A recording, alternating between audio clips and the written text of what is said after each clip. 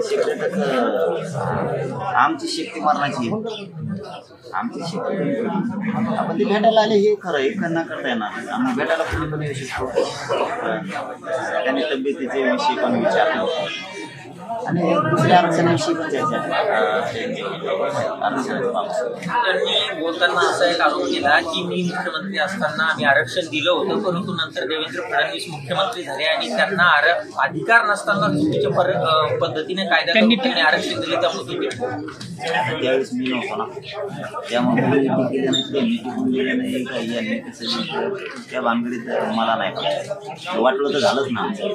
त्यांनी द्या द्या नाही ते यांनी घालून द्या नाही तर त्यांनी घालून द्या, घातलं तर आमचंच ना. त्याच्याबद्दल काही दुमत नसण्याचं किंवा आमची काही शंका असण्याचं किंवा राजकीय स्टेटमेंट करायचं आम्हाला सगळे सारखे असल्यामुळे वाटलं तर मराठ्यांचं. हा पण एक आदर आहे की ती झालेत म्हणल्याच्या नंतर ही गाली सॉरी हे केंद्र मराठी इथं कोणत्या पक्षाचं भाजपच आले नाही ते आत्ता आत बसलेली कोणी येऊ शकतो इथं. काहीच विशेष नाही की कोणाला याचा अर्थ काय कोणाबरोबर युती नाही.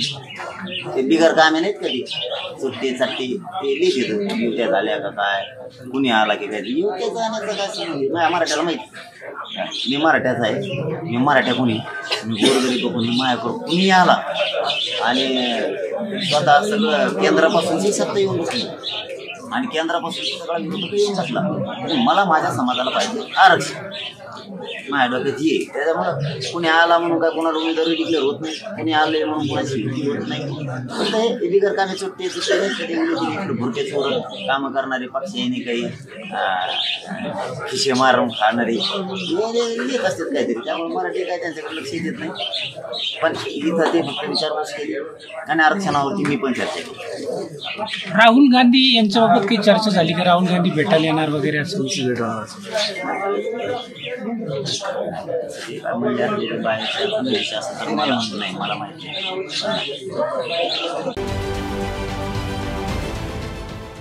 देश विदेशातील प्रत्येक घडामोडींचे लाईव्ह अपडेट मिळवण्यासाठी आता साम टीव्हीच्या सर्व सोशल मीडिया प्लॅटफॉर्मला लाईक, फॉलो आणि सबस्क्राईब करा. तसंच सर्व नोटिफिकेशनसाठी बेल आयकॉन प्रेस करायला विसरू नका.